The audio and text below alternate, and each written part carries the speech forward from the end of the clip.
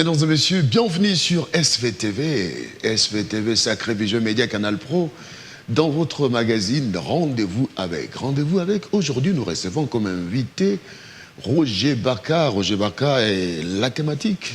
Notre sujet du jour, c'est l'église de réveil et la problématique de l'ordination de pasteurs. Comment doit se passer l'ordination ou la consécration de pasteurs dans notre pays?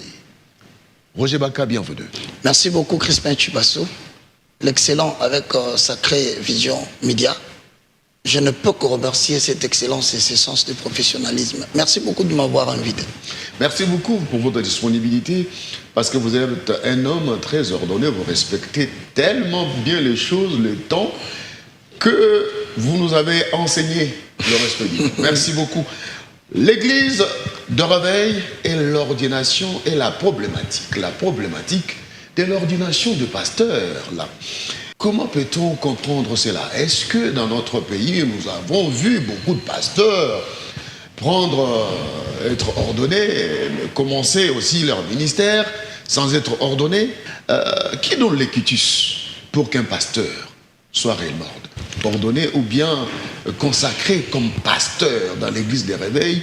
Parce que dans l'église catholique, on voit ça. C'est tellement cérémonial. Mais on a l'impression que c'est tout le monde qui peut le faire dans l'église des réveils. D'accord, merci beaucoup mon très cher Crispin. Merci d'ailleurs parce que, je veux bien le dire, tu te distingues toujours à travers tes problématiques, tes thématiques. Et je crois que nous avons vraiment besoin de toi. Merci. Pour que nous puissions cogiter autour de matières aussi indispensables et je dirais même très importantes. Je crois que nous allons commencer par la définition de quelques concepts. L'église de réveil, ordination.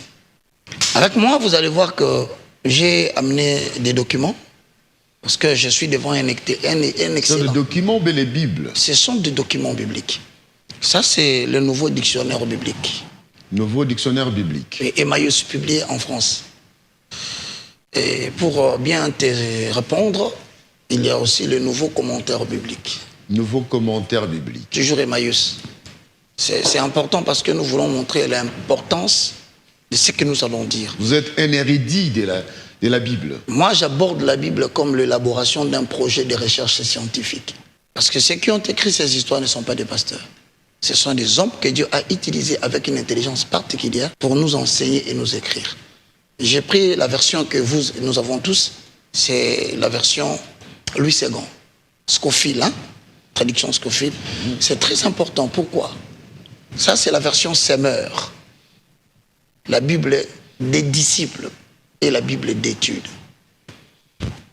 Si vous voulez évoluer bien dans la Bible, dans la connaissance de la Bible, vous devez l'aborder comme un projet de recherche élaboré en troisième année de graduat. On nous demande toujours pour démontrer que nous avons bien assimilé la matière les 3 premières années.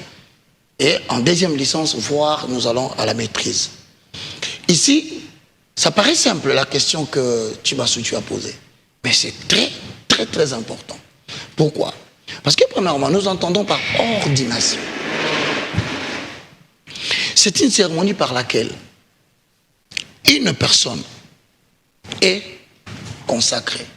Attention, certaines personnes disent tantôt l'ordination, tantôt la consécration, mais ils oublient que la consécration est dans l'ordination. Ok. Ouais. Donc la cérémonie que tu vois les gens assis, beaucoup de gens là, ça c'est l'ordination, c'est la cérémonie. Mais au cours de la cérémonie, une personne est consacrée. Donc la consécration n'est pas la cérémonie. La cérémonie c'est l'ordination. Mais l'activité centrale par laquelle une personne est vouée au ministère, au service du ministère, là c'est la consécration. Alors c'est très important, pourquoi? Parce que cette tyrannie des mots est à la base de tous les désordres que nous sommes en train de voir. Les désordres. Les désordres. Alors, quand on comprend que cette cérémonie par laquelle une personne est consacrée s'appelle l'ordination, on comprend par la consécration, c'est le simple fait qu'une personne soit vouée, dédiée au service du ministère.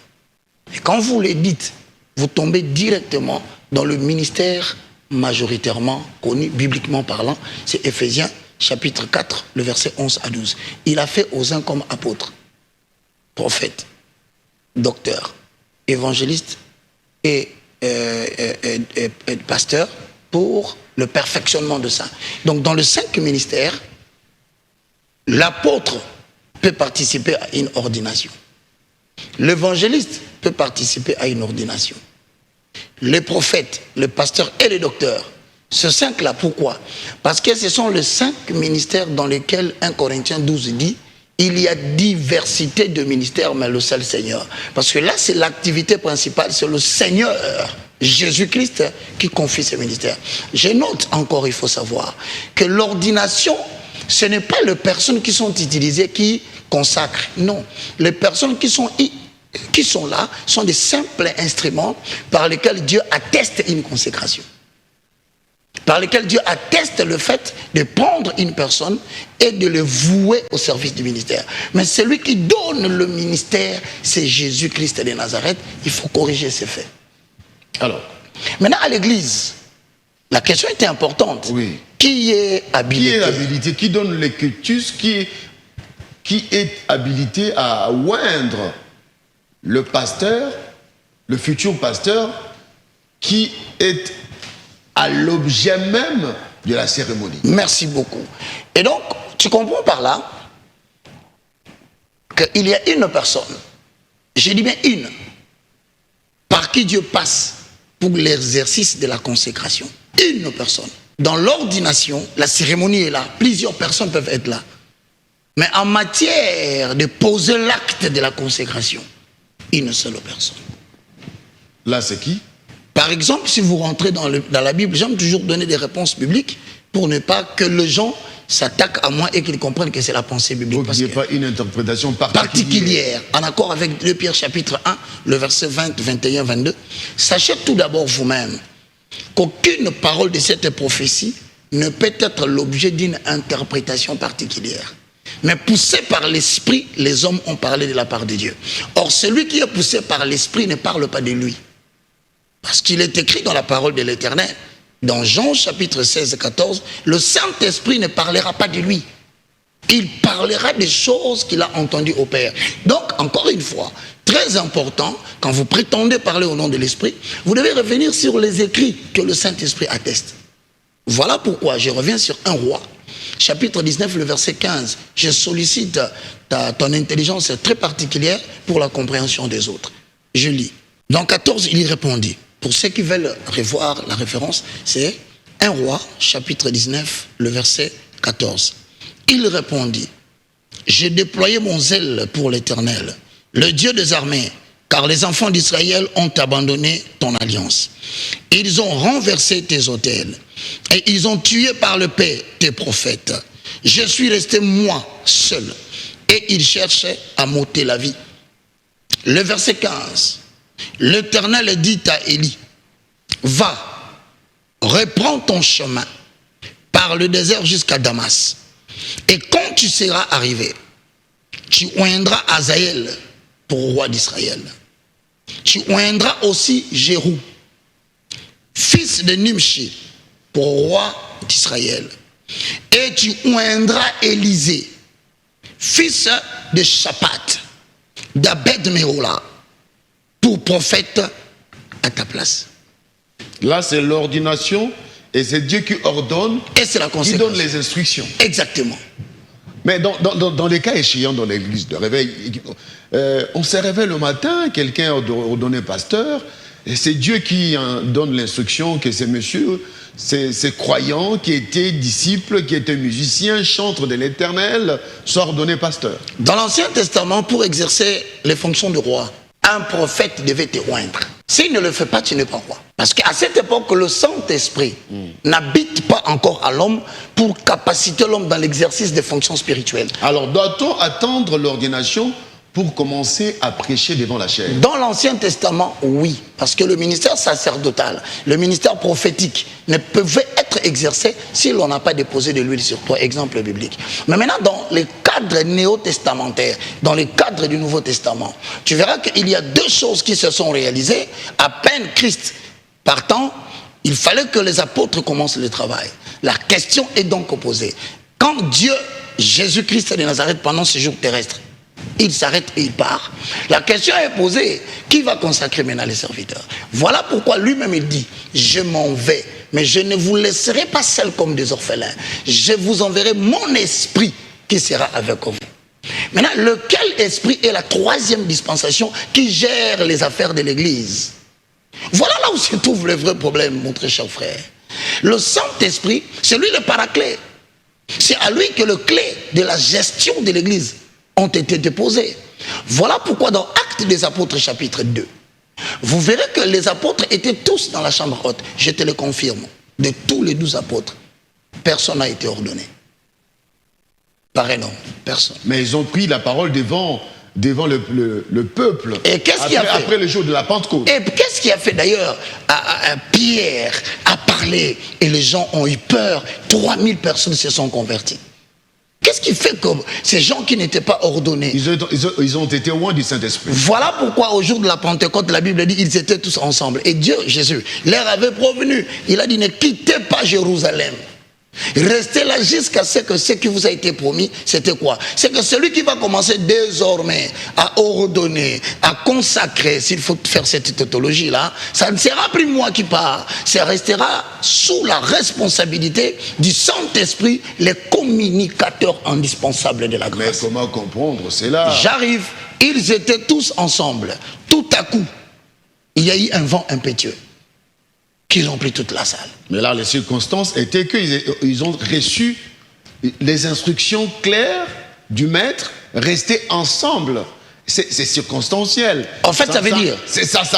En fait, ça doit continuer comme ça. Voilà. Jusqu'à 2000 ans après. Donc, déjà, avec les néo-testamentaires, tu découvres que le premier à consacrer les hommes, en cachette ou en public, c'est le Saint-Esprit. Nous devons être à mesure de concevoir cela premièrement. Ne disons pas parce que quelqu'un l'on a déversé de l'huile sur lui, cette opération nous donne l'authenticité de son ministère. Non, non, non. On peut te consacrer, mais tu n'es pas authentique.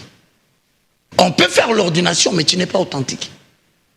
En sorte que ceux qui ont les yeux spirituels peuvent facilement comprendre rien qu'à travers l'activité, c'est de la chair, c'est de la concurrence, c'est de la compétition. Et nous restons calmes. Maintenant, le choix de Paul, celui qu'on appelait hier Saul, c'était fait sur base de quoi? Prenez-moi Paul, mettez-le à côté pour l'œuvre à laquelle je l'ai appelé. C'est une voix qui a retenti. Donc c'est pour dire, dans la diversité des opérations de Dieu, ne croyez pas que Dieu ne se limite que dans un cadre formel de l'église où l'on vient, on met des mains. Ah non, si Dieu pouvait compter sur les hommes, il y a certains serviteurs de Dieu qui ne les deviendront pas. Parce qu'il y a ceux qui considèrent son entreprise, son église. Quoi de mieux de chasser la personne qui a l'onction, de chasser ses frères qui a le zèle de l'éternel, de mettre de côté ses frères qui semblent monter avec une percée vertigineuse. Quoi de mieux de prendre mon fils? Quoi de mieux de préparer mon fils à beaucoup de diplômes? Parce que je sais à la fin, c'est mon fils qui va hériter cette église. Combien alors à ces moments où nous parlons, si nous devons nous en remettre à ces phénomènes d'ordination, plusieurs se retrouvent avec l'onction dehors, en dehors de la paroisse, avec un témoignage sali, que ces frères-là, si vous le voyez en cours de route, ne le saluez pas.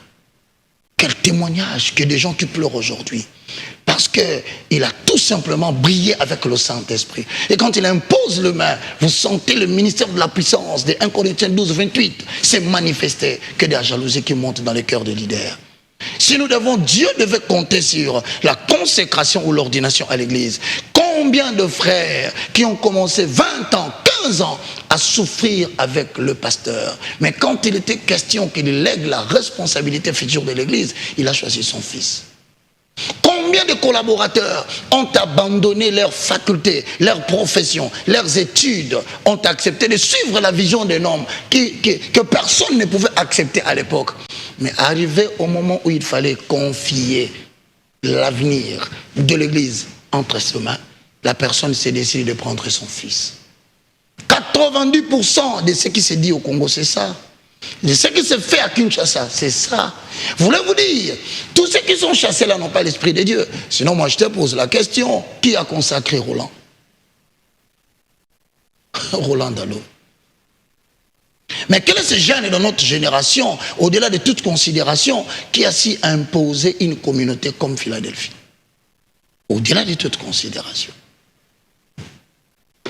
Donc il n'y a pas de modèle, de rituel pour l'Église. Donc, c'est le Saint-Esprit qui inspire. Maintenant, après que le Saint-Esprit ait porté son choix, nous avons aujourd'hui une problématique qui n'existait pas dans l'ancien temps. C'est-à-dire qu'il n'y avait pas des églises dénominationnelles. Ça n'existait pas. Il n'y avait pas de plateforme. Ça n'existait pas. Mais aujourd'hui, nous avons des plateformes, par exemple, Église de Réveil au Congo.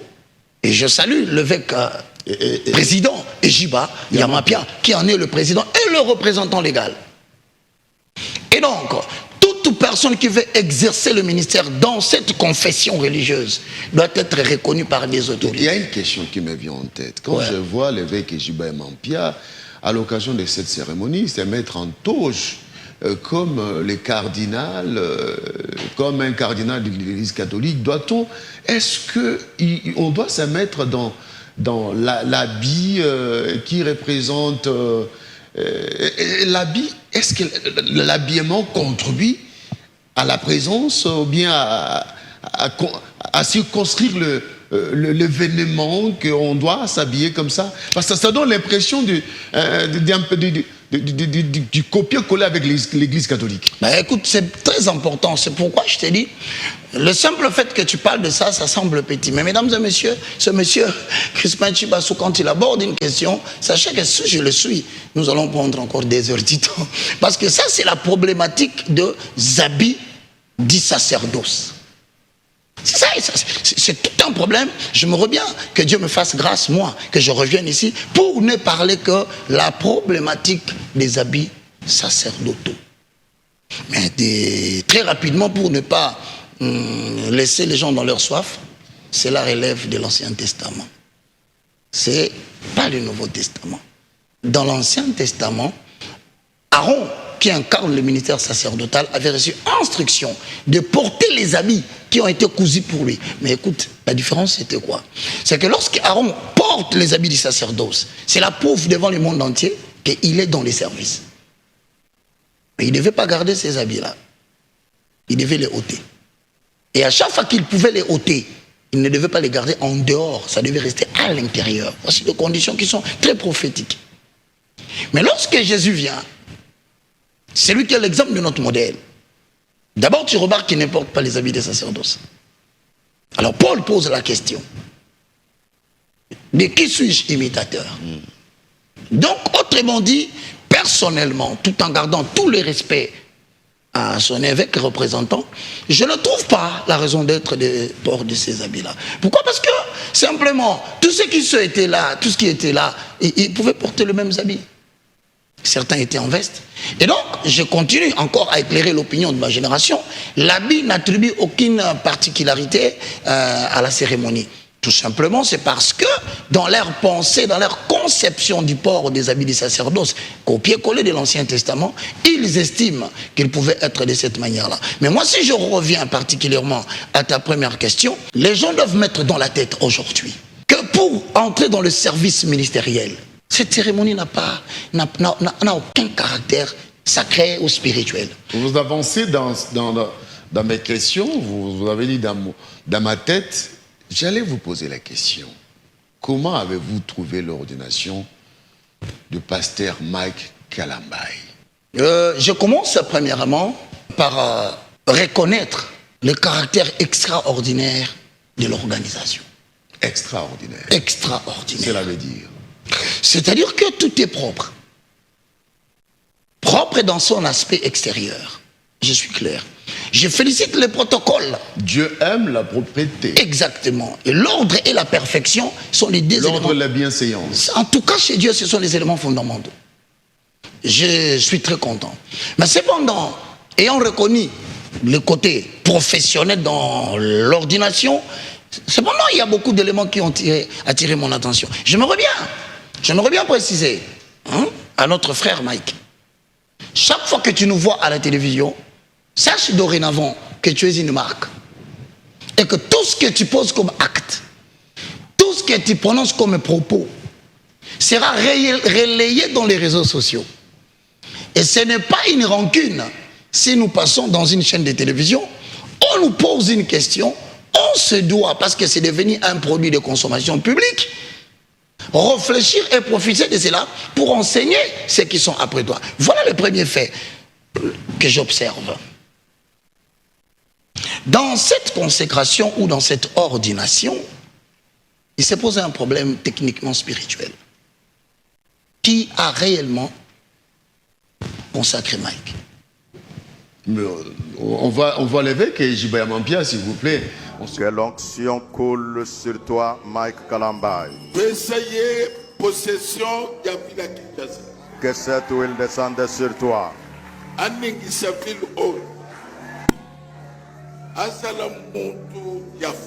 Yes.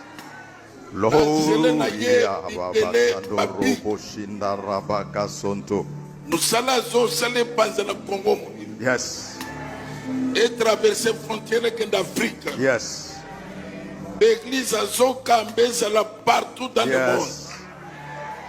Et ça n'impacte pas miracle et salam. Yes. Combo ya Kalamba et Mata. Yes. Oyem seka Abraham qui te ferait ton nom grand. Azala grand na Congo na Congo na Yesu. Amen. Voilà, c'était là l'ordination du pasteur Mike Kalambay. Réaction. Bon, mesdames et messieurs, suivons-nous et soyons très clairs. Je suis très ravi, d'abord quand je vois la beauté. Tu vois, l'architecture de l'église, elle est très belle. Et je profite même de l'occasion pour remercier maman Denise pour sa présence, parce que me semble-t-il de plus en plus, c'est quand même une maman qui s'intéresse trop à soutenir les affaires de Dieu. J'ai profité seulement pour lui dire merci. Mais cette cérémonie que vous voyez, c'est une désignation qui vous... Désignation, ordination. Oui, mais la consécration, c'est ça la désignation. C'est-à-dire qu'on est en train de pointer une personne pour le désigner au ministère. C'est ça la désignation. Maintenant, dans cette consécration que j'ai appelée désignation, où on voue quelqu'un à un service, il y a des exemples. Nous n'allons pas inventer la roue. Si vous allez dans le livre de Timothée chapitre 1, le verset 6, vous remarquez que l'apôtre Paul, c'est lui-même qui impose la main sur Timothée. Lui-même. Pour le désigner au ministère. Il n'y en avait pas deux. Vous allez dans 1 Roi chapitre 19, le verset 15. Vous remarquez que c'est Élie seul qui impose sa main sur la tête d'Élisée. Pourquoi Dieu insiste qu'il y ait une personne qui touche? Parce qu'un homme ne donne que ce qu'il a. Et la personne qui te touche, tu deviens redevable devant lui. Spirituellement, tu deviens redevable devant lui. Tu ne pourras être le double que de ce qu'il est. Vous savez, aujourd'hui, les gens commencent à prendre les affaires de Dieu à la légère. C'est peut-être là où ils me prennent pour quelqu'un. Non. Nous voulons créer Dieu dans nos pensées. Non. Le livre de la Bible a été écrit pour que nous suivions les modèles qui sont dans la Bible. N'inventons pas Dieu dans nos têtes. Les dangers, c'est quoi? Ce que vous allez remarquer dans cette cérémonie, et je prie l'Éternel, c'est qu'après cette cérémonie, que le pasteur désormais pasteur Mike, qu'il prenne une semaine, qu'il se retire, et qu'il demande à Dieu tout ce qui n'est pas fruit d'une communication positive à travers le contact, que cela quitte sa vie au nom de Jésus. Certaines personnes le prendront pour une blague. Mais sinon, le ministère de l'homme qui est consacré devient un fourre-tout. Vous allez remarquer ici, mon frère. On a vu qu'il est entouré de plusieurs pasteurs. Toute personne entourée à côté d'un homme désigné au ministère communique quelque chose. Quand vous venez dans le livre de 1 Corinthiens chapitre 12, le verset 1, voilà ce que Paul, le professeur de gentil, dit. Sur ce qui concerne le spirituel, les mouvements divins de Dieu, je voudrais, frère, que vous ne soyez pas dans l'ignorance. Il y a des pratiques qui se font dans l'ignorance. Vous vous retrouvez devant la chair, la main en poche. C'est le sacré, monsieur. Un jour, Dieu dit à Moïse, Moïse, appelle ton frère Aaron, demande-lui et dis-lui d'arrêter d'entrer et sortir dans mon temple, dans ma maison. Un jour, je finirai par les tuer. Oracle de l'Éternel, ce n'est pas moi qui le vante. Et pourquoi Dieu va dire à Moïse, Moïse, apprends à ton frère Aaron mes habitudes. Apprends à ton frère Aaron mon comportement. Il a tendance à entrer et sortir. Il oublie que ce lieu est sacré. Mon frère, dans le sacré, quelqu'un peut mourir. Dans le sacré, une maladie peut être infligée à quelqu'un. Rappelle-toi, David revenant avec le coffre de l'Alliance. Ça dindinait, ça dindinait. À un moment donné, le coffre de l'Alliance voulait tomber par la volonté de Dieu. Je répète, il croyait que c'était une erreur qui faisait que le coffre de l'Alliance dindinait pour tomber. Non, Dieu ne commet pas d'erreur. Dieu désignait par ces phénomènes-là que mon coffre de l'Alliance ne doit pas être transporté par des animaux. Vous devez le mettre sur les épaules des sacrificateurs. Que voulez-vous dire par là? Je veux dire par là, il y a un caractère, on a désacralisé la cérémonie. C'est-à-dire quoi? Ça veut tout simplement dire ceci, mesdames et messieurs. Quand 2, 3 personnes mettent la main sur toi, ils te communiquent ce qu'ils ont, ce qu'ils sont. Mais ils ont le Saint-Esprit. Ah, à juste titre, je te donne le cas. Lorsque Élie impose la main sur Élisée, vous allez remarquer, avant cela, il avait posé la question à Élisée, que veux-tu que je fasse pour toi? Élisée répondit, je vais avoir une double portion de ton onction. Il dit, ok d'accord, cela te sera accordé, mais si tu me vois comment je serai enlevé. En fait, ce qui s'est fait, c'est quoi? C'est que Élie, dans l'exercice de son ministère, il a fait 7 miracles. Le pasteur Moukouna l'a évoqué. Il dit, miracle salement. Il en a fait 7. Mais comme Élisée avait demandé une double portion, il devait être redevable par rapport à Élie, au miracle d'Élie. Alors, dans ce cas ici, nous va imposer la main. Je salue tout le monde qui était là. Parce que nous, on a imposé la main. Les autres pasteurs ont imposé la main. Et je m'en Pierre a imposé la main. Et il va faire le double de qui? Il est la reproduction ministérielle de qui? Dieu est unique. C'est pour te dire, l'ordre et la perfection caractérisent Ils Dieu. ne sont là que comme serviteurs de l'Éternel. D'abord, premièrement, ils ne pouvaient pas tous monter sur le podium. mettre la main sur le frère bien-aimé. Vous le verrez dans la suite des temps. Si le frère Mike ne se retire pas. Est-ce qu'il y a un rituel dûment indiqué Oui. pour cela? Mais oui, mais parce que je te donne l'exemple de 1 Timothée 6. Je te montre ici, je te dis, dans 1 Timothée 1,6, c'est l'apôtre Paul qui appelle son fils. Parce que quand on dit fils, les gens confondent avec les relations biologiques. Non, c'est parce que Paul a pris Timothée depuis le bas âge. Et c'est lui qui l'a élevé. Alors, la cérémonie officielle consiste en quoi? Je clôture. Il doit y avoir un homme de Dieu, un seul. Un seul. Pas 2, pas 3. Qui ne peuvent pas toucher ces spirituels. D'accord. Nous allons revenir dans quelques instants pour continuer. Mais nous allons prendre cette déclaration du pasteur Mike Kalambaye qui, à mon humble avis, a un peu choqué les internautes quand il a dit, je serai qui? Le plus grand pasteur du monde ou du Congo. Le plus grand pasteur. Alors, on prend cet élément et on revient pour continuer avec Rendez-vous avec. C'est par ici que je vais chuter. Je serai le meilleur pasteur du monde, mais pour toi. Que Dieu vous bénisse. Après avoir suivi cette image de Mike Kalambaye, eh bien, je serai le plus grand pasteur. Alors, est-ce que c'est mauvais de dire ça? Bon, dire après que vous soyez... C'est un souhait d'un homme de Dieu qui veut servir son Dieu avec un cœur déployé, un cœur joie. Il s'est dit, je serai le plus grand pasteur. Bon, c'est peut-être ça l'idée, je serai le meilleur. Le meilleur, excusez-moi. C'est peut-être l'idée de dire que je veux me dévouer totalement pour l'Éternel. Oui, pour l'œuvre de l'Éternel parmi vous. Ou il voulait dire autrement, je ferai de mon mieux, je donnerai de mieux que je suis pour que je puisse satisfaire les intérêts divins. Et les autres qui disent... Alors les autres boudent, mais parce que ça renvoie à la notion d'une comparaison. Par rapport à qui, on ne sait pas. Bon, encore faut-il dire. Alors, encore faut-il dire. Il faut lire entre les lignes. Ben, c'est maintenant ça. Alors, il y a ceux qui disent, je serai le meilleur par rapport à Moïse Mbilé. Bon, parce qu'il faut le dire bien. Je sais aussi qu'il y a trop de gens qui aiment des polémiques. Ça, je le sais. Mais ça commence à prêter à comparaison. Hein? Le bâtiment, la qualité, les propos, l'ordination. Oui, ça se ressemble totalement. Allez-y, regardez, ça se ressemble.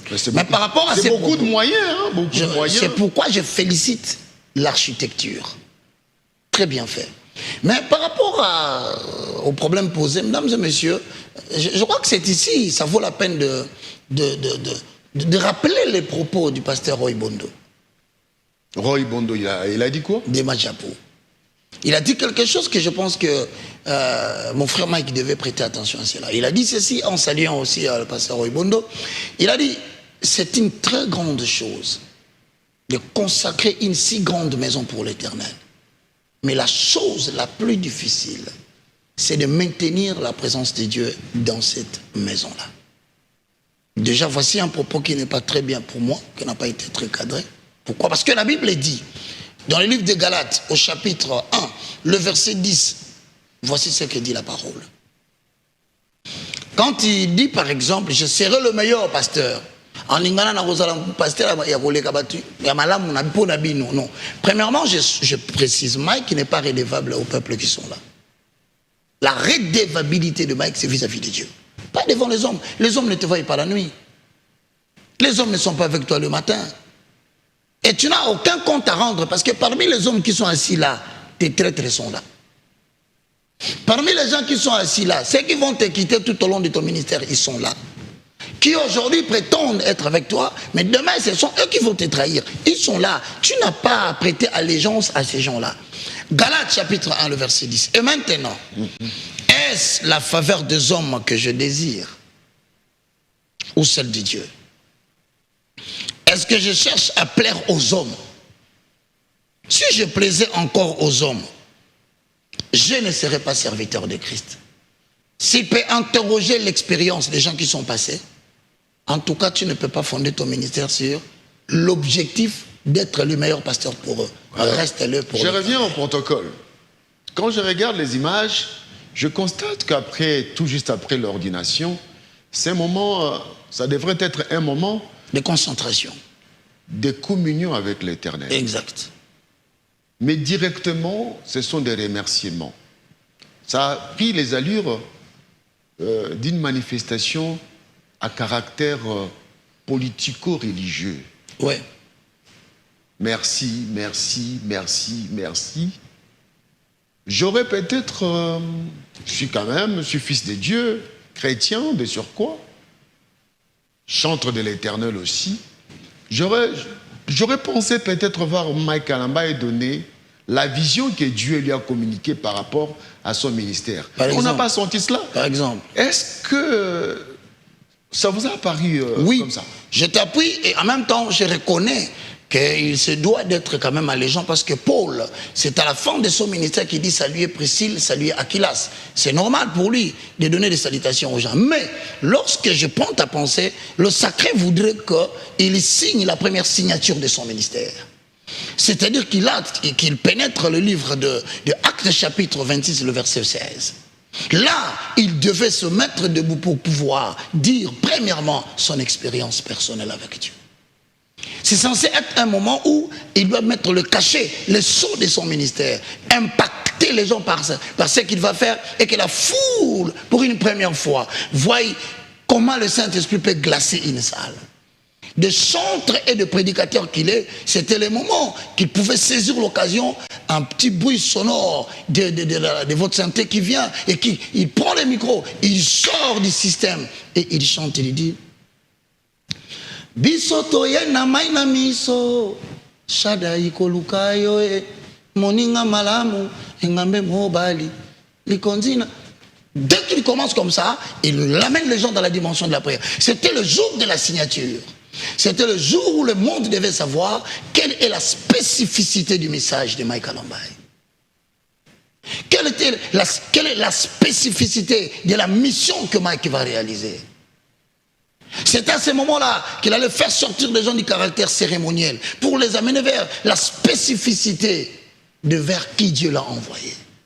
C'était le moment où, après cela, il entre Et il montre aux gens quel est son point de départ. Ainsi dit l'Éternel qu'il a reçu de la part de l'Éternel. C'était le moment raté où il pouvait montrer son point d'arrivée. Où est-ce que Dieu l'appelle à exercer le ministère? Va-t-il se cramponner aux États-Unis? Va-t-il rentrer encore en Europe? Ou va-t-il rester ici et subir l'opprobre de Christ avec le peuple congolais? Au-delà de tout, je constate que Dieu aime Mike Kalambaye. Voilà.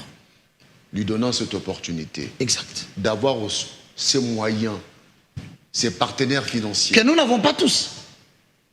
Ça, c'est un privilège qu'il a. Écoute, vous ne comprenez pas la grâce que ce frère a. Ce frère a eu la grâce d'avoir la première dame avec elle dans la cérémonie. C'est une faveur. Ça n'arrive pas à tout le monde. Il devait bien saisir cette occasion. Il a eu la chance d'avoir un monsieur authentique. La grâce. La grâce. Dieu lui a donné la possibilité, pendant qu'il parle, là, assis, en pleine fonction, le président de la Cour constitutionnelle, le pasteur. Quelle faveur. Il a eu cette faveur, lui, d'être là, de voir l'évêque Ejibaya Mapia, président. Leur image. Tu peux t'imaginer que ce bien-aimé a obtenu de la part de l'Éternel. Qu'est-ce qu'il va réclamer là? Vous parlerai-je de Louvain Kaola qui n'est pas le moindre? Illustration, Guélor. Est-ce que vous parlerai-je de Amos Mbayo que j'ai vu? Mukuna, le pasteur. Bravo, que je salue. Bondoroy. Non. C'était le moment. Bisoto ye na maina miso. Shada yekoluka yo e. Elombe mobile. Il amène les gens. Bisoto taleli yo ye. Papa. Totaleli yo e. Moninga malamu. Zamba boye tozoye wabie ye. Alors à ce moment-là, il loue l'Éternel pour la présence de la première dame. Seigneur, tu m'as ramassé de la poussière. Du néant, tu m'as pris, tu m'as élevé. Aujourd'hui, je suis assis parmi les grands. Moi, Baka, le plus petit de tous, le moindre de tous les serviteurs. J'ai vu comment on a souffert avec Mike Kalambaye. Moi, Baka, j'ai vu comment on courait derrière Venice Hotel. On va chercher des gens. À peine le concert va commencer. C'est à ce moment qu'on trouve un petit 4 000 $. Et Mike, prenant les 4 000, il me dit, ah, évangéliste, Talato Zumbongo. Le secret de ce que je ne raconte jamais. Ça dit que c'était le moment où il devait captiver les gens pour montrer et frapper, dire, nous sommes arrivés à la fin. Au lieu de dire le mot de la fin qu'il a dit là, je sais le meilleur pasteur, j'aurais voulu qu'il montre comment il a souffert.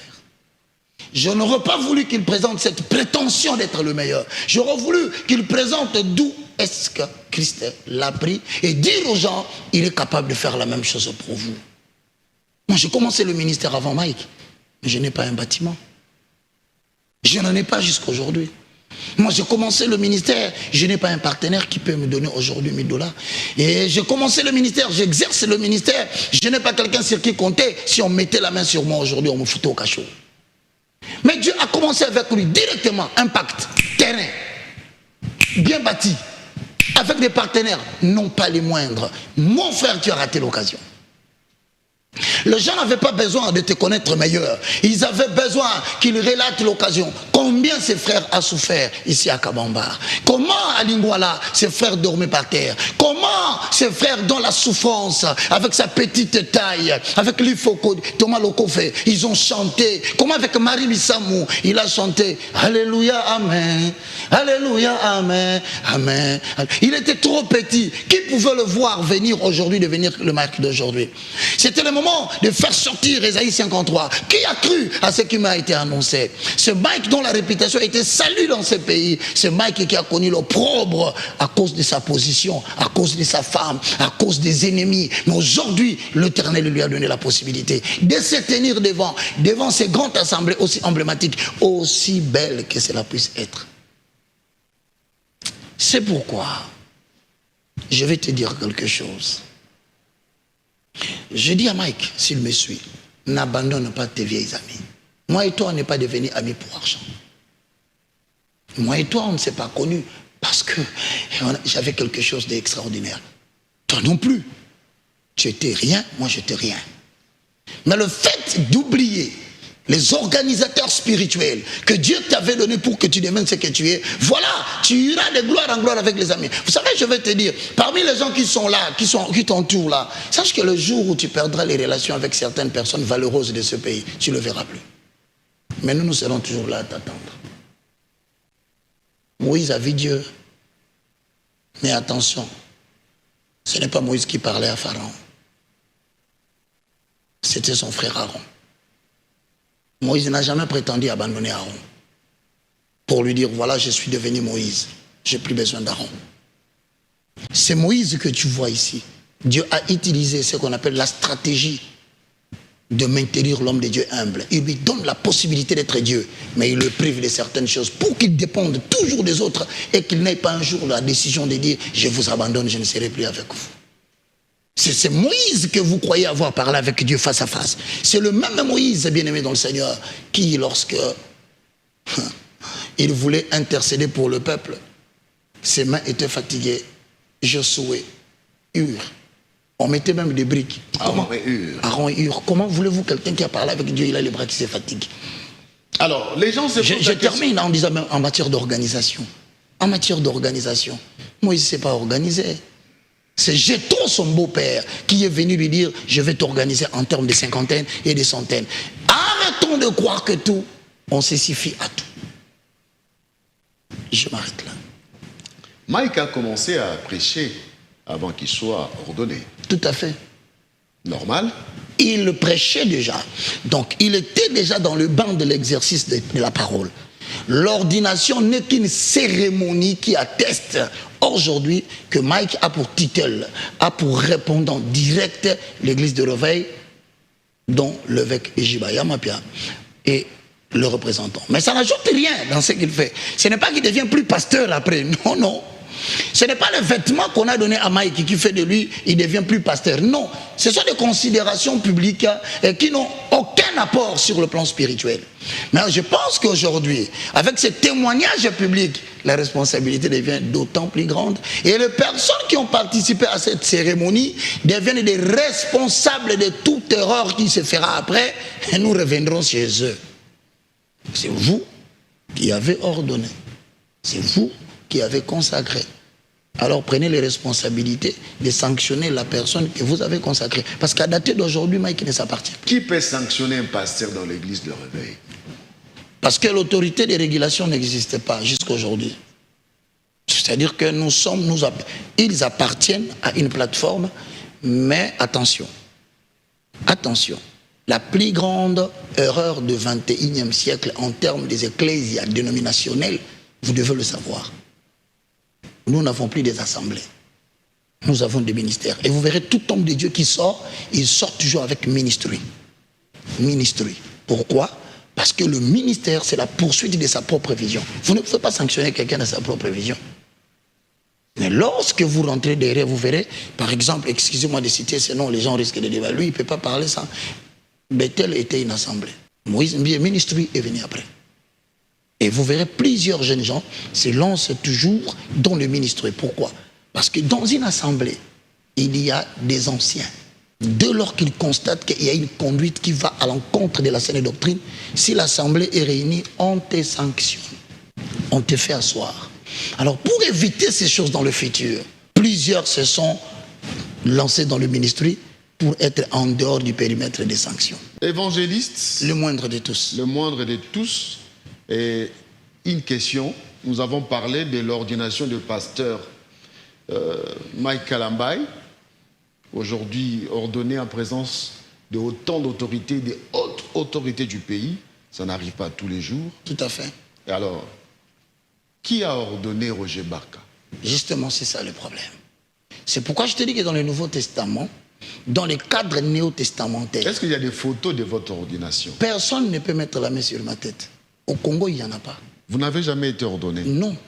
Et personne ne le fera après. Pourquoi? Parce que je connais que celui qui m'a mandaté et qui m'a introduit dans les services ministériels, il s'appelle le Saint-Esprit. Alors si vous vous doutez, je vous renvoie, allez me chercher qui a ordonné Paul. Si vous croyez que ce cas-là ne peut pas se répéter dans la société. Et j'ai béni Dieu, parce qu'un homme comme moi le moindre de tous, avec cette grâce que Dieu m'a donnée, que tout le monde reconnaît. Je ne m'imagine pas être dans une église que le pasteur accepte que je prenne la place de son église. Il aurait certainement créé un problème pour moi pour mettre son fils. Donc j'interdis aujourd'hui. Je dis à tous ceux qui s'estiment, qui se sous-estiment, vous avez l'Esprit du Seigneur. Dieu va vous authentifier. Dieu va confirmer votre ministère. Ne soyez pas tentés d'aller chercher un pasteur qui vient de mettre la main sur vous. Ça ne change rien. Mais seulement, je reconnais que Dieu peut te permettre, dans le cadre de l'assemblée locale, pour appartenir à une plateforme, appartenir à une communauté, qu'il y ait des témoignages extérieurs, comme c'était le cas. Vous n'avez pas de père spirituel? Ça n'existe pas d'ailleurs, ce concept. C'est une arnaque du 21e siècle. Une aberration. Oui, c'est une façon de manipuler les gens, d'imposer les gens à se soumettre. Non, le père spirituel n'existe pas. La Bible dit dans le livre de Jean, chapitre 1, le verset 12 à 13, à tous ceux qui l'ont reçu, à tous ceux qui croient en son nom, la parole de Dieu leur a donné le pouvoir de devenir enfants de Dieu. Enfant de Dieu, qui est ton père? C'est Dieu. On ne peut pas engendrer un esprit, ce sont des aberrations. Un homme biologique engendre un fils biologique. Voilà pourquoi la Bible dit, ils sont nés ni selon la chair, ni selon la volonté de l'homme, ni selon la volonté des sangs, mais selon la volonté de Dieu. Et vous allez plus loin dans le livre de Matthieu chapitre 23, 22, 23, vous avancez. Ce n'est pas un apôtre qui parle, c'est Jésus qui dit, n'appelez personne maître, n'appelez personne rabbi, si ce n'est votre Père qui est dans les cieux. On peut l'appeler daddy. Non, les concepts qu'on devait utiliser sont nombreux. Daddy, c'est encore en anglais, qui veut dire tout simplement papa. Mais écoute, en termes d'éthique, tu ne peux pas appeler ton pasteur papa, parce que l'éthique de papa aujourd'hui est remise en cause. À l'étranger, un papa peut épouser sa fille. Donc, en enlevant le nom de pasteur, vous enlevez une éthique. C'est comme ça que le pasteur tombe facilement amoureux de filles, tombe facilement des femmes d'autrui. Pourquoi? Parce que vous avez enlevé l'éthique déontologique. Le nom d'un apôtre, d'un ministre est lié à une éthique. Vous ne pouvez pas vous permettre d'appeler quelqu'un daddy. Ce que les gens commettent comme erreur, ce sont des concepts que je vais annoncer aujourd'hui. La problématique de ce qu'on appelle en français un mentor. Un mentor. Qui est un mentor? Qui est un introducteur? Qui est un parrain? Je te donne le cas. Vous allez dire que c'est celui qui te baptise et donc ton père spirituel. Logiquement, dans les livres de Jean, dans le livre de Matthieu, Jean-Baptiste devient le père spirituel de Jésus-Christ. Sentez vous-même la gravité du problème. Alors qu'un introducteur, comme moi, le pasteur Sonny Kafuta, que je salue, que je reconnais partout où je passe, les gens qui me suivent à la télé... C'est votre père spirituel? Non. Je refuse ce concept. Il ne m'a pas engendré spirituellement. Parce que vous le ressemblez même physiquement. Ah oui, par la tête, hein. Mon général, je vous salue. En fait, je pense qu'on aurait pu parler d'un introducteur, on aurait pu parler d'un mentor, on aurait pu parler d'un parrain du ministère. Et pour mon général, c'est? C'est mon introducteur.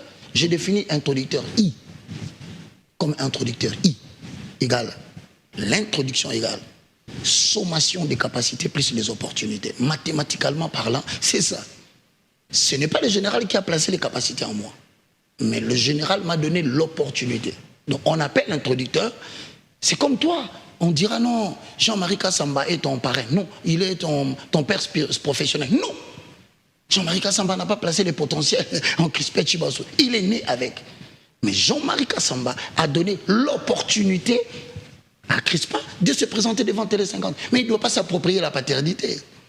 Donc, je crois que les gens confondent tout simplement les mots. Le jour où on aura le temps d'expliquer qui est un mentor, qui est un parrain et qui est un introducteur, la problématique ne sera plus évoquée. Mesdames et messieurs, nous recevons Roger Baccar, évangéliste, mais aussi un homme de Dieu très impliqué dans les Écritures, dans la recherche sur le plan biblique. Nous allons marquer une petite pause et on se retrouve dans quelques instants pour la suite. La guerre au Moyen-Orient entre aujourd'hui dans son 20e jour, sans perspective encore d'une quelconque désescalade. Ces dernières heures, des frappes croisées, Israël, États-Unis, pays du Golfe, ont touché des sites énergétiques et souvent d'ailleurs de tout premier plan. Réaction immédiate sur les places boursières, le baril de Brent a pris 5% ces dernières heures. C'est plutôt le gaz que l'on regarde, nous, dans ce journal. Le détroit d'Ormuz étant quasi fermé, le monde, et en particulier des capitales occidentales, se cherchent de nouveaux fournisseurs. Plusieurs pays se tournent ainsi vers l'Algérie. Les exportations de GNL ont explosé ces 2 dernières semaines. Ouda Ibrahim. Selon un rapport de la plateforme spécialisée énergie basée à Washington, les exportations de gaz naturel liquéfié de l'Algérie ont bondi au cours de 2 premières semaines de mars. Ces quantités supplémentaires de gaz ont été acheminées vers l'Espagne, la Grande-Bretagne, les Pays-Bas et la France, précise le site spécialisé. Il explique que la croissance d'environ 29% en seulement une semaine reflète l'accélération de la demande de gaz algérien alors que la guerre entre dans un virage critique. Alger saisit les opportunités du marché du gaz. En répondant aux besoins d'urgence des marchés européens, elle cherche à s'imposer comme l'un des partenaires énergétiques essentiels de l'Europe en matière de gaz. Pour Ahmed Chawki, directeur d'énergie, la suspension des exportations de gaz naturel liquéfié du Qatar et des Émirats arabes unis à la suite de la guerre était une bénédiction pour l'Algérie, lui permettant d'augmenter ses capacités opérationnelles et d'améliorer son approvisionnement sur les marchés mondiaux. Fin de citation. Mesdames et messieurs, il y a ceux qui font l'histoire et ceux qui la subissent. Et nous avons sur ce plateau un homme qui, durant son parcours sur Terre, est en train d'écrire l'histoire de sa façon, avec un peu de caractère purement spirituel. Roger Baka, évangéliste. Crispin Chibassou. Vous avez toujours voulu être appelé le moindre de tous. Le plus petit de tous les serviteurs. Le plus petit de tous les serviteurs. Exactement. Mais on a souvent besoin d'un plus petit que soi. Toujours, parce que je viens de... On a souvent besoin de vous. C'est très important, je suis le plus petit, au service de Crispin Chibassou. Il y a une situation, ici aujourd'hui dans le monde, il y a une guerre entre les États-Unis et l'Iran. Depuis quelques semaines, nous sommes spectateurs de cette situation néfaste, diabolique, parce que ça cause des morts. Parce que lorsqu'on parle de la guerre, on a l'impression que ça se passe loin de nous. Mais les conséquences peuvent aussi arriver jusque dans notre pays, la République démocratique du Congo. C'est pour cela, au-delà de parler des questions purement spirituelles, nous allons parler de cette question sociétale qui risque de toucher l'économie, la vie sociale des Congolais que nous sommes.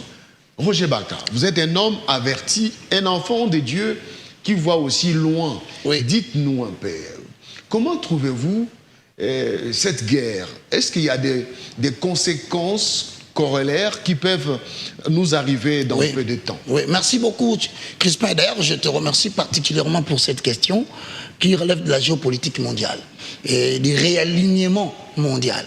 Et nous sommes en train d'assister à une scène où les États-Unis d'Amérique est en train d'atteindre son point de scission. C'est-à-dire que les États-Unis d'Amérique, sur le plan monétaire, sur le plan influence mondiale, il est en train de perdre progressivement sa valeur. Vous allez remarquer dans la recherche de l'accumulation, de la préservation, de l'approvisionnement en minerais et en certaines matières, les États-Unis s'est permis d'aller combattre et de prendre comme un simple malfrat le président de Venezuela.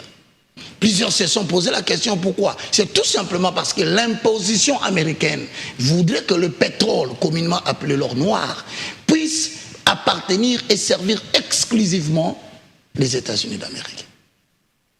C'est dans cette petite erreur, croyant qu'à l'époque, ils avaient facilement manipulé l'Irak, ils vont aussi faire la même chose en Iran. Le souci, c'est quoi? Dans les jours qui viennent, la nation qui va avoir la même mise sur les ressources du monde, c'est la nation qui va dominer le monde. Mais la sous-estimation de l'Iran fait qu'aujourd'hui, les États-Unis n'ont pas compris que sur le plan militaire, sur le plan armement, l'Iran a traité des accords depuis un certain moment donné en approvisionnement militaire avec la Russie et la Chine, qui sont tous à la fois puissance militaire et puissance économique et technologique. Qu'est-ce qui en découle? Il en découle que l'Iran, cette guerre qu'il a avec les États-Unis, aura des rebondissements au niveau de certaines nations. Parmi les rebondissements, c'est la gestion du détroit d'Ormuz. À travers ce détroit, l'Iran gère 30 à 40% du pétrole qui circule dans le monde. 2. Toutes les importations du Golfe passent par le détroit d'Ormuz. Or, c'est suffisamment miné au point où le pétrole qui devait servir à un prix dérisoire va connaître une flambée de prix dans les jours à venir. L'implication, c'est quoi? C'est que le Congo, la République démocratique du Congo, n'a pas encore une raffinerie dans les conditions internationales. Conséquence, nous provenons de la population congolaise. De la semaine prochaine, si cette guerre continue, il y aura pénurie du carburant dans le monde. Les États-Unis d'Amérique les ressentent déjà. L'augmentation du prix du carburant au niveau du guichet quitte $10 pour atteindre dans les 5, 6, 7. Même le pays de l'OPEP, les pays producteurs qui exploitent le pétrole, ont ressenti les coûts. Et j'annonce à tout le peuple congolais, et je le préviens, que dans le jour à venir, vous verrez de moins en moins les stations d'essence aller jusqu'à 20 heures. Vous verrez de moins en moins les stations d'essence desservir les carburants dans toutes les petites stations que vous connaissez. Alors, à ce moment-là, je préviens la population de ne pas aller menacer la gestion du régime. Je ne suis pas tshisekidiste, je ne suis pas de l'IDPS. Notre rôle, c'est de préparer la population à quelque chose qui vient. Plus dans les jours à venir, vous verrez ici au Congo, on va tenter d'augmenter le prix du carburant, le litre. Ce qui va faire, avec une grande acuité des véhicules qui sont sur le terrain à Kinshasa, même dans les provinces, certaines stations seront incapables de servir plusieurs pendant une journée. D'où ils vont fermer avant. Mais écoute la conséquence. Le simple fait que le Congo importe tout, nous n'avons pas une bonne stratégie, ce qu'on appelle la réserve stratégique générale. À quoi ça sert? La réserve stratégique générale sert justement à pallier en temps de crise. Nous devons avoir dans ces pays la conception d'avoir la réserve stratégique pharmaceutique, la réserve stratégique minérale, la réserve stratégique agricole alimentaire. Rappelle-toi, en 2019, la France, elle était surprise de cette histoire de Covid au point où il fallait recourir à la Suisse pour avoir des produits qui allaient maîtriser le Covid. Alors, ça crée une flambée de prix et le monopole fait que c'est la Suisse qui vous vend maintenant le produit. Nous, ici, on a connu le même problème. Et je te rappelle que les effets que nous ressentons aujourd'hui sur le plan économique, inflation galopante, mais c'est la conséquence aussi de 2019 avec la Covid qui a mis à genoux des entreprises économiques, qui a détruit le potentiel des entrepreneurs qui va travailler. Certains jusqu'à aujourd'hui ne se remettent pas debout. Voilà dans l'avenir. L'augmentation du prix du pétrole va provoquer une augmentation exagérée du prix de tout le bien de première nécessité. Vous les vivrez à partir du mois d'avril jusqu'à peut-être au mois de juin. Ce n'est pas un problème du gouvernement congolais. Vous faites peur aux Congolais. J'annonce, et si cela arrive, je souhaiterais que tu me rappelles, que tu me dises pourquoi ils ne doivent pas avoir peur. Ils doivent avoir l'information, et je demande au gouvernement, au Parlement, je demande au Sénat, je demande au ministre de l'économie de prendre des dispositions, parce que si les dispositions ne sont pas prises en termes de l'intelligence stratégique, il peut y avoir... Gouverner, c'est prévoir. Voilà, il risque d'y avoir des soulèvements. Les gens doivent savoir que ce problème ici n'est pas un problème proprement dire de la République démocratique du Congo. Ça va augmenter le prix de biens. Dans quel sens? Quand il faut acheminer le marchandise du milieu rural où ils sont produits pour l'amener vers le milieu urbain, C'est le carburant. on intègre dans le prix cette augmentation. Mais c'est quand même dangereux parce que je vis que même la France, les États-Unis, à la question de la sécurisation des détroits de Dortmund, la France a pris part. La France, les États-Unis se disent ne pas être capable de sécuriser cette corridor, ce corridor commercial. Voilà. Et ça risque donc... Et la France est prête à collaborer avec l'Iran pour la sécurisation. Or, l'Union européenne dans laquelle appartient la France devait soutenir les États-Unis. Vous voyez le risque? C'est le goulot d'étranglement pour les Américains et l'Occident. C'est fini, nous sommes arrivés à un point de rupture. Maintenant, je vous assure, vous aurez le pili-pili qui va augmenter. Vous aurez la tomate qui va augmenter. Vous aurez le pain.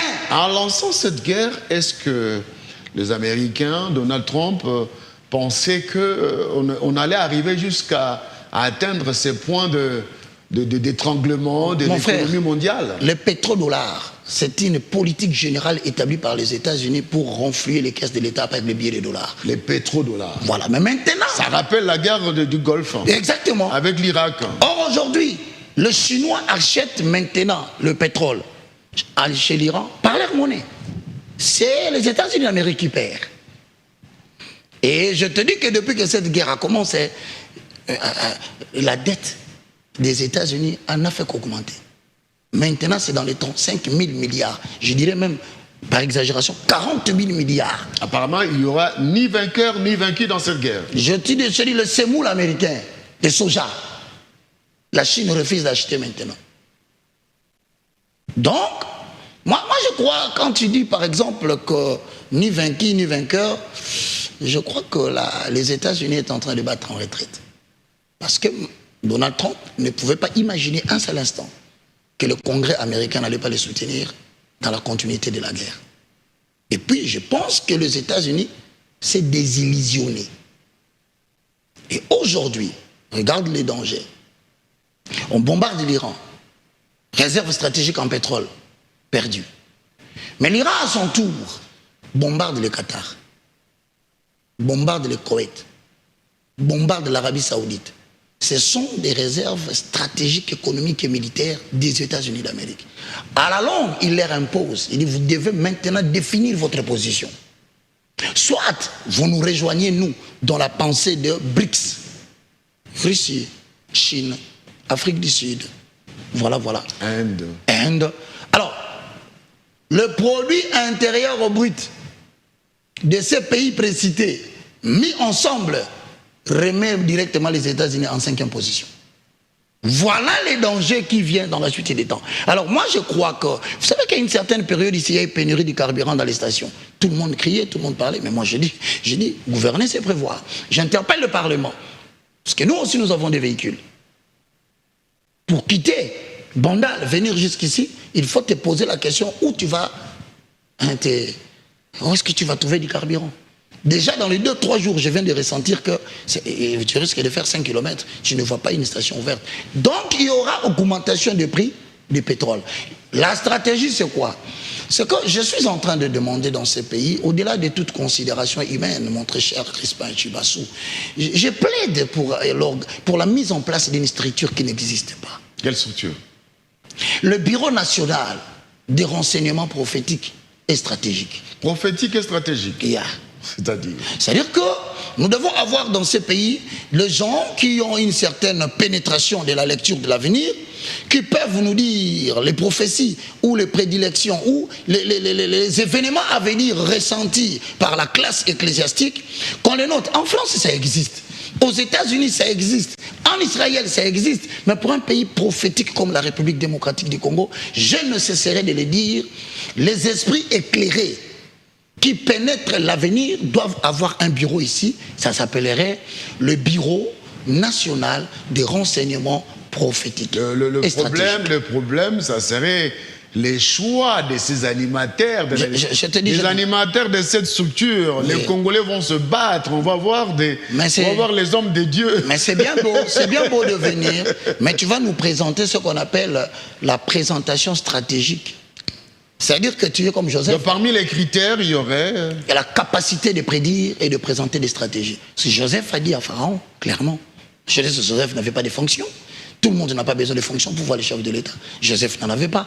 Il a dit seulement au roi, ce que tu viens de voir, les 7 vaches maigres, c'est 7 années de souffrance.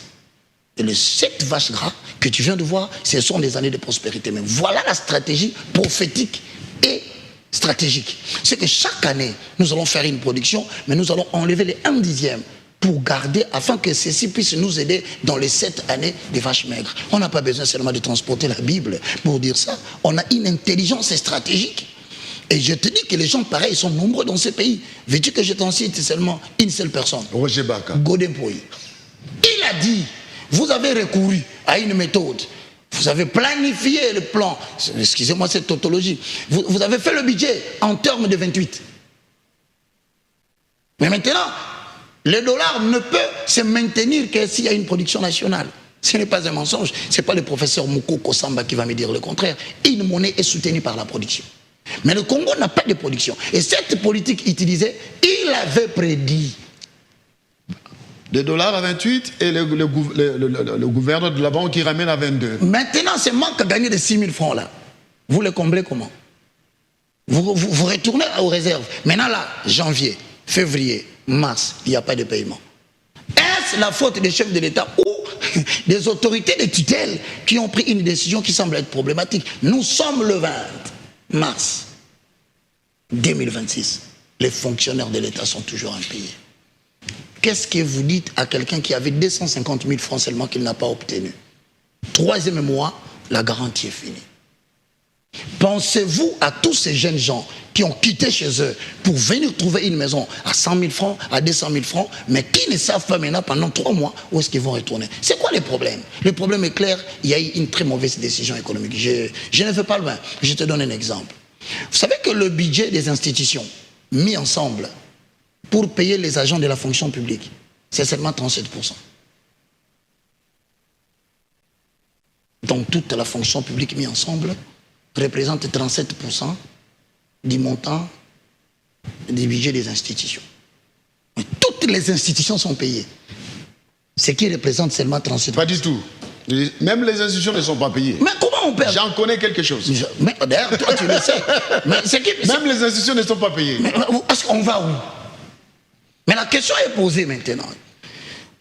Mon frère, les bons, quand il y a des réunions dans des ministères, tu sais que ces bons-là sont payés. Vous savez qu'un ministre peut avoir aujourd'hui... Non, pas toutes les réunions. Pas toutes les réunions. Je dis, mais dans les réunions, dans la majeure des cas. Pas toutes les réunions.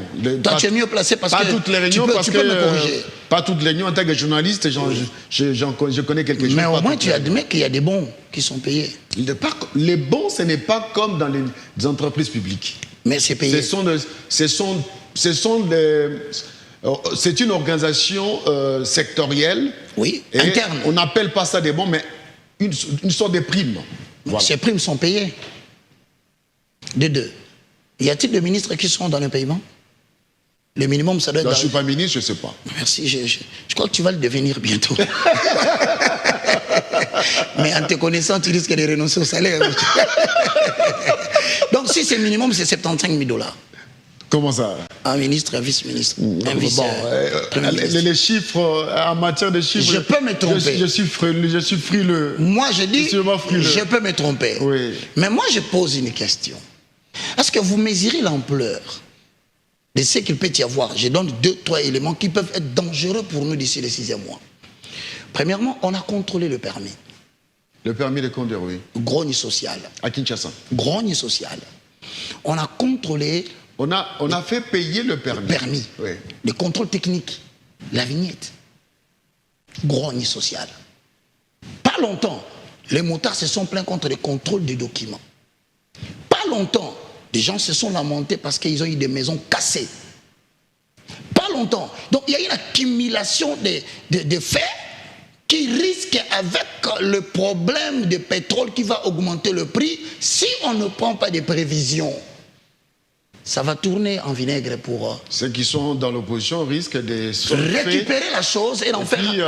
attiser le feu. Mais c'est ça justement ce qu'on appelle de la récupération politique. Mais moi je préviens en tant que moindre de tous. Je dis faites attention, ces éléments réunis avec l'augmentation des prix qui aura lieu au mois d'avril jusqu'au mois de juin. En parlant, j'ai l'impression que le gouvernement provincial de la ville province de Kinshasa s'est donné comme... mode opératoire, la pression fiscale. Vous imaginez, ce n'est que de pression fiscale sur la pression fiscale. Le paiement de l'impôt de la taxe sur le loyer, sur le salaire, sur le ceci. Je circulais On circulais quand même le monde. Mais on n'interdit pas. On ne dit pas que nous sommes en train de prôner la culture du non-respect des impôts. Des taxes, mais non, attends, papa, soyons sérieux. Donc il n'y a pas de soutien. Il faut une politique qui doit... une intelligence stratégique. Une intelligence stratégique qui va permettre la mise en place des politiques publiques devant faire une sorte de matelas pour... atténuer les chocs. Mais justement, ce choc, il est là. Je te dis, la semaine prochaine, demande à maman, nous sommes le 20 mars. Demande à maman ce qu'elle va vivre dans le panier de la ménagère. D'accord, Roger Baka. Rendez-vous avec sur Sacré Vision Canal Pro, mesdames et messieurs. Habituez-vous à nous suivre. C'était Roger Baka, l'évangéliste, les moindres, les plus petits de tous les serviteurs de Dieu. Tous les serviteurs de Dieu. C'est comme ça qu'il aime qu'ils soient appelés. Merci de nous avoir suivis. Nous vous fixons rendez-vous prochainement sur votre chaîne. À bientôt.